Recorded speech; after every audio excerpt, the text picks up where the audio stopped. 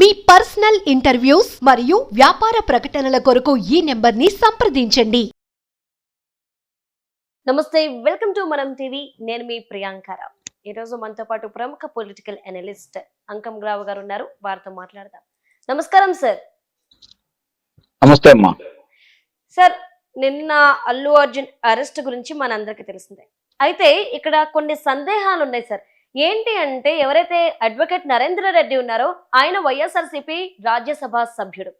ఇంకొకటి ఏంటంటే, ఈ ఇష్యూ అవ్వగానే జగన్మోహన్ రెడ్డి గారు స్పందించారు, ఈ అరెస్ట్ ని నేను ఖండిస్తున్నాను అంటూ. అలానే అంబటి.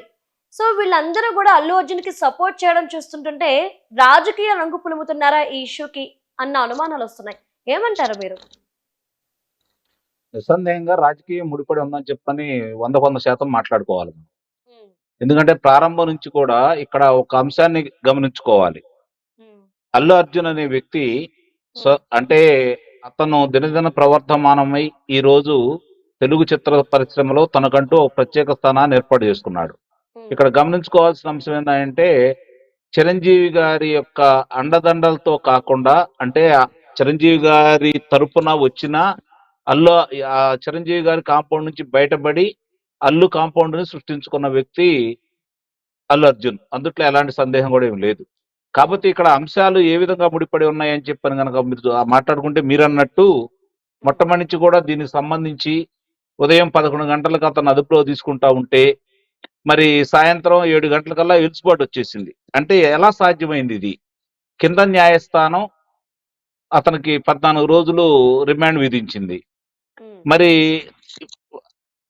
క్యాష్ పిటిషన్ లోనే బెయిల్ ఇవ్వడం అనేది ఒకసారి మనం గనక చూసుకుంటా ఉంటే చాలా చకచకా జరిగినాయి. సామాన్యుడికి ఇలాంటి అవకాశం దొరుకుతుందా? ఇది గమనించుకోవాల్సిన అంశం. ఇక మీరు ఉదాహరించినట్లు జగన్మోహన్ రెడ్డి గారి న్యాయవాది, ఆయన రాజ్యసభ సభ్యుకి పంపించినటువంటి నిరంజన్ రెడ్డి గారు దీనికి కూడా వాదించడం కూడా జరిగింది. ఇవన్నీ గమనించుకుంటా ఉంటే, అలాగే రాజకీయ రంగు పొలుముతూ ఒక్కొక్కరు మాట్లాడుకుంటా ఉన్నారు. అసలు ఇది జరిగిన సంఘటనకి రాజకీయానికి ఏమన్నా సంబంధం ఉందా? ఇది ఆలోచన విషయం. మరి దీనికి రాజకీయ రంగు ఎందుకు పొలుముతున్నారు అంటే, ప్రతి విషయాన్ని కూడా రాజకీయం చేసి లబ్ధి పొందాలని ఆలోచిస్తున్నారే తప్ప, వాస్తవంగా అక్కడ జరిగిన సంఘటన ఏంటి, బాధితురాలైనటువంటి రేవతి గారికి జరిగిన నష్టం ఏంటి, చనిపోయింది ఆమె, ఆ కుటుంబానికి జరిగిన నష్టం ఏంటి, దీని గురించి ఆలోచించుకోకుండా, దీని గురించి మాట్లాడుకోకుండా, దీని గురించి చర్చించుకోకుండా అర్ధరాత్రి పూట మరి ఆ ప్రదర్శన ఏర్పాటు చేయటం ఏంటి, చేసినప్పుడు అతను వచ్చి మామూలుగా చిత్రం చూసి వెళ్లకుండా బల ప్రదర్శన చేస్తున్నట్టుగా రాజకీయ నాయకులు అలానే చేస్తున్నారు, క్రీడాకారులు అలానే చేస్తున్నారు, చిత్ర పరిశ్రమకు సంబంధించిన వాళ్ళు కూడా అలానే చేస్తున్నారు. అంతమంది అక్కడ ఉన్న తర్వాత బల ప్రదర్శన చేయాల్సినంత అవసరం ఏంటి? ఇది కూడా ఈ రోజు గమనించుకోవాల్సిన అంశం. దీనికి రాజకీయ రంగు పులుముతూ రకరకాలుగా మాట్లాడుకుంటూ ముందుకెళ్తా ఉన్నారు. అంటే ప్రతిదీ కూడా రాజకీయంతో ముడిపెట్టి లబ్ధి పొందాలని చెప్పని ఆలోచిస్తా ఉన్నారు. మరి ఏ ఏ విషయంలో కూడా స్పందించని వ్యక్తులు, మరి ఆమె చనిపోయినప్పుడు ఈ రాజకీయ నాయకులు మాట్లాడలేదే? ఆ పిల్లవాడు ఆసుపత్రి పాలైనప్పుడు ఈ రాజకీయ నాయకులు మాట్లాడలేదే? మరి ఇప్పుడు ఎందుకు మాట్లాడుతా ఉన్నారు అంటే, దీన్ని ఇప్పుడు ప్రజాదరణ పొందిన కథానాయకుడిగా అల్లు అర్జున్ ఎదుగుతున్నాడు కాబట్టి అతన్ని తన అంటే వాళ్ళ పార్టీకి ఓన్ చేసుకుంటా ఉంటే వాళ్ళ బలం పెంచుకోవాలని ప్రయత్నం చేస్తున్నారే తప్ప, ప్రజలకి దీనివల్ల ఏమన్నా ఉపయోగం జరిగిందా? ఎంత నష్టం జరుగుతుంది ఈ ప్రభుత్వాలు తీసుకున్న నిర్ణయాల వల్ల? అర్ధరాత్రి పూట చిత్ర ప్రదర్శనలు ఏంటి, దానికి 800, 1000 రూపాయలు మరి ఇష్టారీతిన వాళ్ళకి పెంచుకునే అవకాశం కలగజేయటం ఏంటి? దానివల్ల ఏంటి ప్రజలకు ఉపయోగం? ప్రజలకు ఎంత నష్టం చేకూరుస్తున్నారు? ప్రజలను ఏ విధంగా దోపిడీ చేస్తున్నారు?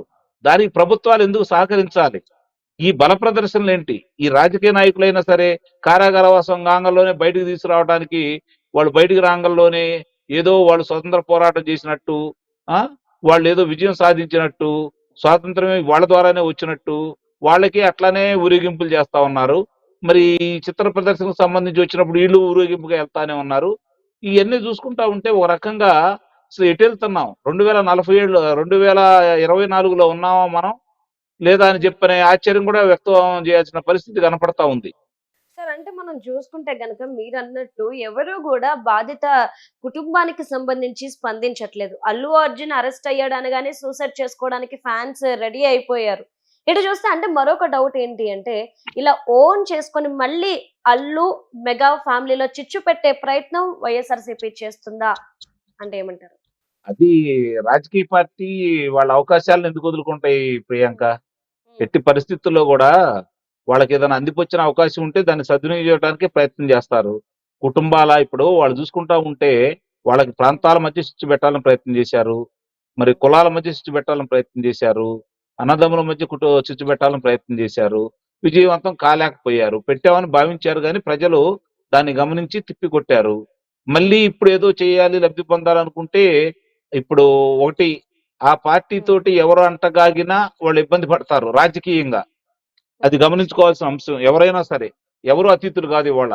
ఎందుకంటే ఆ పార్టీ మీద ప్రజలకు ఉన్నటువంటి అభిప్రాయం అలాంటిది. వాళ్ళు చేసిన కార్యక్రమాలు ప్రజల మనసులో బలంగా నాటుకుపోయి ఉన్నాయి. అది ఒక సంవత్సరమో, ఒక పర్యాయమో, ఒక ఎన్నికలకో మర్చిపోయిన దురాగతాలు కాదు. ఆ ప్రభుత్వం అధికారంలో ఉండగా చేసినటువంటిది.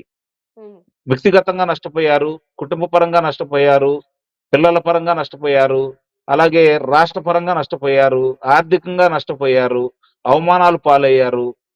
ఇవన్నీ జరిగినాయి. దాడులు ఎదుర్కొన్నారు. మరి ఇంత జరిగిన వాళ్ళని తేలిక ఎలా మర్చిపోతారు? 11 స్థానాలకే పరిమితం చేశారు. వీళ్ళు దాన్ని గమనించకుండా, ఇంకా ప్రజల గురించి పట్టించుకోకుండా రాజకీయ లబ్ధి పొందాలని చెప్పని రాజకీయ క్రీడలాడితే వాళ్ళకి మద్దతు తెలిపిన వాళ్ళందరూ కూడా నష్టపోతారు. ఇది కూడా గమనించుకోవాల్సిన అంశం. సార్ అంటే ఇప్పుడు మీరు ఇంతకు ముందు ప్రస్తావించారు బాధిత కుటుంబం గురించి ఎవ్వరూ కూడా పట్టించుకోవట్లేదు అని. ఇటు సినీ ప్రముఖులు కావచ్చు, సినీ ఇండస్ట్రీ, రాజకీయ ఇండస్ట్రీ ఇట్లా ఫ్యాన్స్ కానీ ఎందుకు ఎవరికైతే అన్యాయం జరిగిందో, ఎవరైతే నష్టపోయారో, ఎవరైతే తల్లిని కోల్పోయి ఒక పక్క బిడ్డ ఏమో ఆ హాస్పిటల్లో చావు బతుకుల మధ్య ఉన్నారో వీళ్ళందరినీ పక్కన పడేసి ఎందుకు అల్లు అర్జున్ అల్లు అర్జున్ అల్లు అర్జున్ అంటున్నారు? అదేనమ్మా ఇందాక నేను చెప్పినట్టు ప్రజాదరణ కలిగిన ఇప్పుడు కథానాయకుడు అతను. అతనికి రాజకీయ పార్టీలు వంత పడితే వాళ్ళు మద్దతు తెలుపుతారేమో అన్నటువంటి ఆశ. కానీ అలాంటి ప్రయత్నం అతను అంటే మొన్న ఎన్నికల్లో నంద్యాల వెళ్ళి అభిమానికి తన స్నేహితుడికి ప్రచారం చేశాడు. అది పార్టీలకు అతీతంగా చేశాను అతనే చెప్తున్నాడు. కానీ ఈరోజు అలాంటి పార్టీకి వెళ్ళి మద్దతు తెలిపిన తర్వాత అతను పార్టీ సభ్యుడిగానే గుర్తిస్తారు. కాబట్టి ఇలాంటి అభియోగాలు, అలాంటి ఉదంతాలు జరిగినప్పుడు ఎదుర్కోవాల్సి వస్తుంది. వాళ్ళు ఎంతటి వాళ్ళైనా సరే. కాబట్టే ఈరోజు వాళ్ళు దాన్ని మర్చిపోయి మీరన్నట్టు ప్రజలకు సంబంధించిన విషయాల గురించి మర్చిపోయి అధిక ధరలకి అమ్ముకోవటం ఏంటి, దాన్ని బల ప్రదర్శనగా రావటం ఏంటి, ఈరోజు అక్కడ చనిపోయిన ఉదంతానికి నిస్సందంగానే అల్లు అర్జున్కి సంబంధం లేదు. నేను ఒప్పుకుంటాను దానికి. అల్లు అర్జున్ చేతుల మీదుగా ఏం జరగలేదు, అతని ప్రోద్బలంతో ఏదేం జరగలేదు. కానీ జరిగిన సంఘటనకి అతని బల ప్రదర్శన కారణమైంది కాబట్టి అతను కూడా బాధ్యుని చేశారు. అది కూడా తప్పేమి కాదు. కాకపోతే ఏంటంటే ఇప్పుడు మనం గమనించుకోవాల్సిన అంశం ఏంటంటే ఇంత వేగవంతంగా న్యాయం సామాన్య ప్రజలకు అందుతుందా లేదా, ఎక్కడన్నా జరుగుతుందా? ఈ రోజు కూడా ఓ చిన్న జేబు దొంగలకో లేకపోతే చిన్న చిన్న నేరాలు చేసిన వాళ్ళు కూడా సంవత్సరాల తరబడి ఇంకా కారాగారంలో మగ్గుతానే ఉన్నారు. వాళ్ళకి న్యాయం మాత్రం అందుబాటులోకి రావట్లేదు. అంటే వీళ్ళకి పేరుందని, ఆర్థికంగా బలవంగా ఉన్నారని చెప్పేరే కదా ఇప్పుడు ఇంత వేగవంతంగా జరుగుతా ఉంది. దీనికి ఏదో దేశం ఏదో నష్టపోయినట్టు, దేశానికి ఏదో ఇబ్బంది జరిగినట్టు, జరిగిన ఉదంతానికంటే కూడా అతనికి ఏదో అన్యాయం జరిగినట్టు నానా యాగి చేస్తున్నది మాత్రం రాజకీయం వల్ల అనేది అయితే నేను భావిస్తున్నాను. Okay, right. Thank you so much sir.